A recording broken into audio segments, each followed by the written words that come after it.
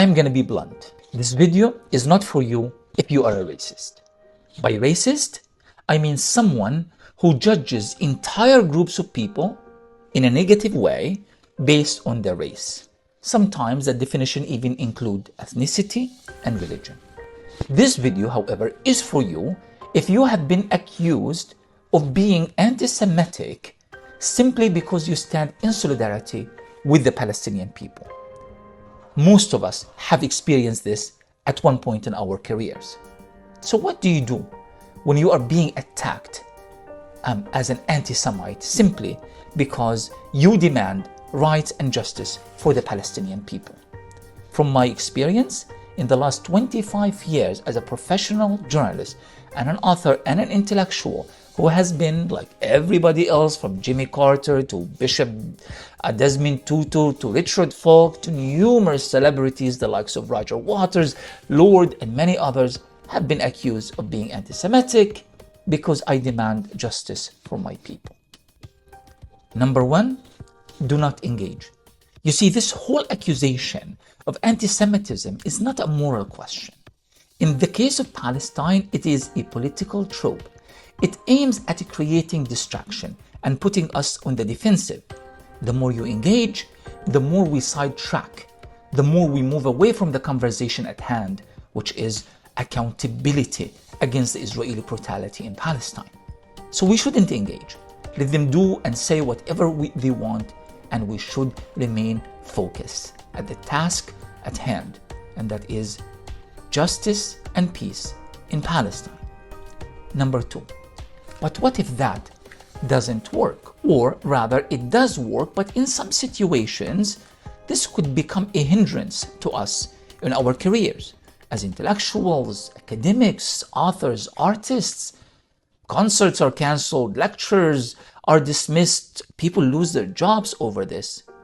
Not in most cases, but in some cases. And the Zionists try to kind of use that as a way to flex their muscles. See, we still have power.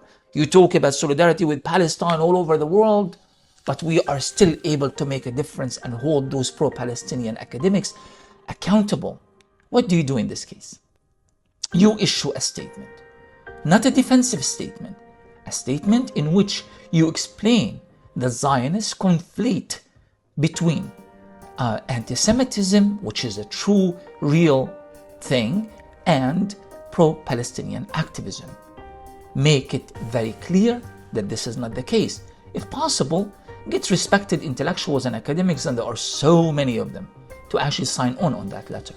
Clarify that statement and carry on with your life as if nothing has happened.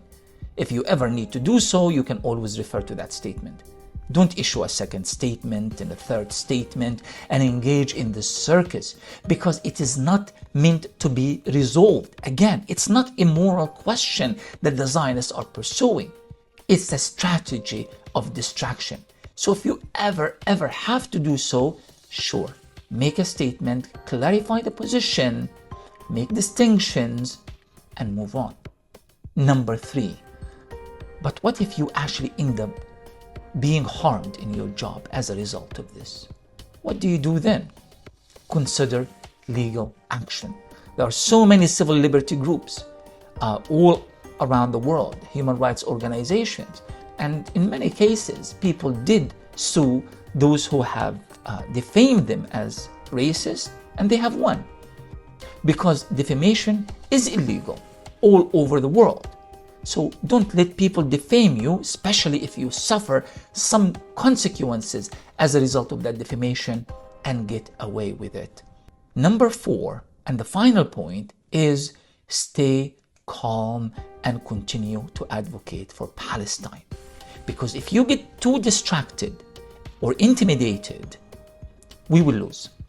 Because this is the point of the Zionist strategy, is changing the conversation, making the conversation about us personally, not about the crimes of apartheid, war crimes, crimes against humanity, and the military occupation of Israel in occupied Palestine.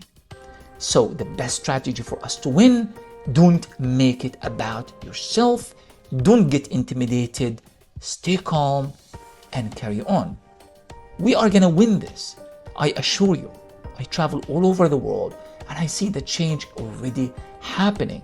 True, in some societies slower than others, but it's happening across the board. We need your support, and we need you to continue advocating for Palestinian rights, and don't let them intimidate you or break you in any way.